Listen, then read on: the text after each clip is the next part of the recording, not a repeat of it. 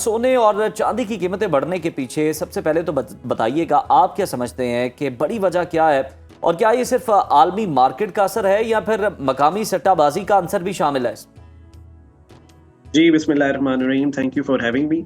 देखिए, ये पिछले अभी 6-8 महीने से आप देख रहे हैं कि गोल्ड के अंदर उतराव-चढ़ाव चला आ रहा है और इसमें पिछले साल जो है गोल्ड ने बड़े-बड़े रिकॉर्ड्स बनाए हैं और इस साल के शुरू होते ही गोल्ड ने जो है वो एक बहुत बड़ा जो है वो रिकॉर्ड बनाया। हमने $200-200 की जंप्स देखी एक-एक दिन के अंदर और जो है वो गोल्ड ने जो है अपने जो है वो रिकॉर्ड्स बनाए।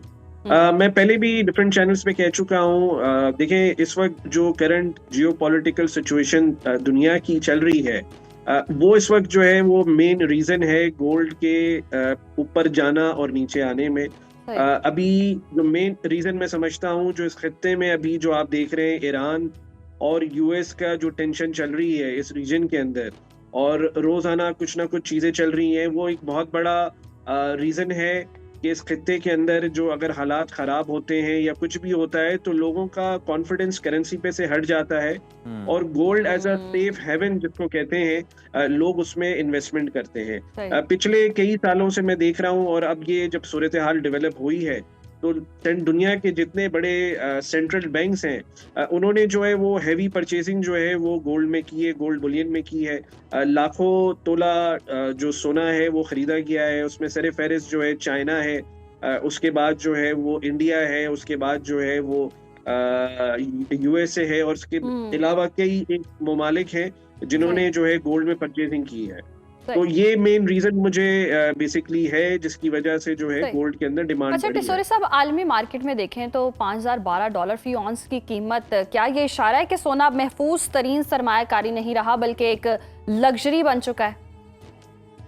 देखिए, गोल्ड लग्जरी तो शुरू से ही लग्जरी है गोल्ड, क्योंकि दुनिया में वाहिद एक धात है। फिलहाल अभी देखिए, लोगों का सिर्फ गोल्ड ज्वेलरी के पॉइंट ऑफ व्यू से अगर आप देखेंगे कि आप कहें कि जी कि वो लग्जरी बन गया है, gold as a investment point of view से अगर आप देखें तो अभी भी गोल्ड की डिमांड जो है वो उनका धातु जो गोल्ड की धात है उसमें सबसे टॉप में है। पिछले साल गोल्ड ने 2025 में 75% जो है वो ओवरऑल जो है वो प्रॉफिट दिया, जो कि मैं समझता हूँ दूसरे कई कारोबार में किसी ने भी स्टॉक ने भी इतना प्रॉफिट नहीं दिया जितना कि गोल्ड ने अकेले एक जो है दुनिया के अंदर 75% जो है प्रॉफिट दिया। इसी तरह अगर आप सिल्वर को लेते हैं तो सिल्वर ने कोई 155% के करीब जो है पिछले साल जो है वो प्रॉफिट बुक किया। तो आप देख लें, जितने मिनरल्स हैं इन्होंने एक ये लग्जरी का कह सकते हैं, बट इन्वेस्टमेंट फिर भी जो है नहीं रुकी है इसमें। सही। अच्छा टिसोरी साहब, चांदी की कीमतों की भी बात करें तो उसमें भी बहुत ज्यादा इजाफा देखा गया है। क्या अब हम इसे सरमायाकारी के लिए सोने का मुतबादिल कह सकते हैं?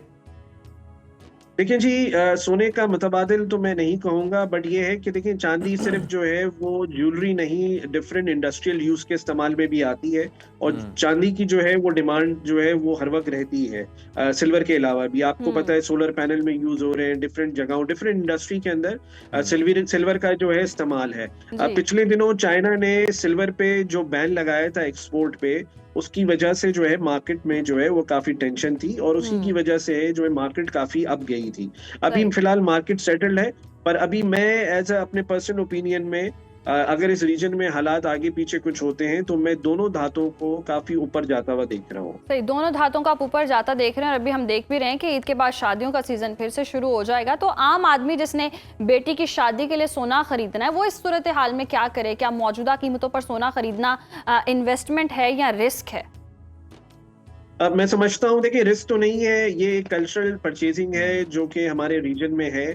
लोगों के बजट पे डेफिनेटली आप सही कह रही हैं कि फर्क पड़ा है। मैं समझता हूँ, देखिए, रिस्क तो नहीं है, ये कल्चरल परचेजिंग है जो कि हमारे रीजन में है। लोगों के बजट पे डेफिनेटली आप सही कह रही हैं कि फर्क पड़ा है।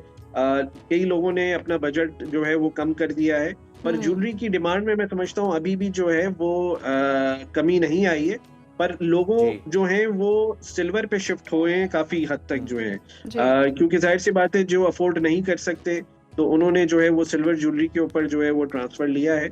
But as a investment point of view अगर आप देखें तो गोल्ड की डिमांड में अभी भी कोई कमी नहीं आई है। अच्छा टिसोरी साहब, बैरून मुल्क सरमायाकारी के हवाले से बताएं कि गैर मुल्की सरमायाकार पाकिस्तानी मार्केट को किस नज़र से देख रहे हैं और गैर मुल्की सरमायाकारी में किस कदर इजाफा हुआ है आपके नज़दीक?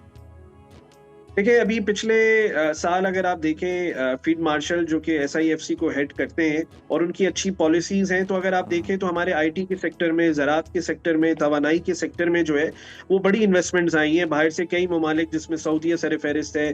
आप देखें अमेरिकन कंपनीज आई हैं, आप देखें दुबई से एक बड़ी इन्वेस्टमेंट जो है वो आ रही है, हमारे यहाँ मिनरल्स पे बड़ा काम चल रहा है। तो ये सारी मैं समझता हूँ अच्छी पॉलिसी का ही नतीजा है कि लोग अब इस तरफ जो है वो डाइवर्ट हो रहे हैं, और इसमें कई काम अभी पाइपलाइन में है, पर आने वाले वक्त में आप देखेंगे कई चीज जो है बड़ी फ्रूटफुल है हमारे मुल्क के लिए। अच्छा टिसोरी साहब, फुल अगर फिगर कोई में फिगर कोड कर हाँ। सकें आप जी क्या कह रहे हैं? सरमायाकारी के हवाले से, फॉरेन इन्वेस्टमेंट के हवाले से अगर आप कोई फिगर कोड कर सकें। देखिए जी, बिलियंस ऑफ डॉलर्स की मैं समझता हूँ इन्वेस्टमेंट इस वक्त पाकिस्तान में आ रही है। स्पेशली जैसे मैंने कहा कि हमारे यहाँ जो मिनरल्स का सेक्टर है, जी। इसमें ह्यूज इन्वेस्टमेंट जो है वो आ रही है। तो जितनी भी इन्वेस्टमेंट डिफरेंट सेक्टर्स में, they are all in billions.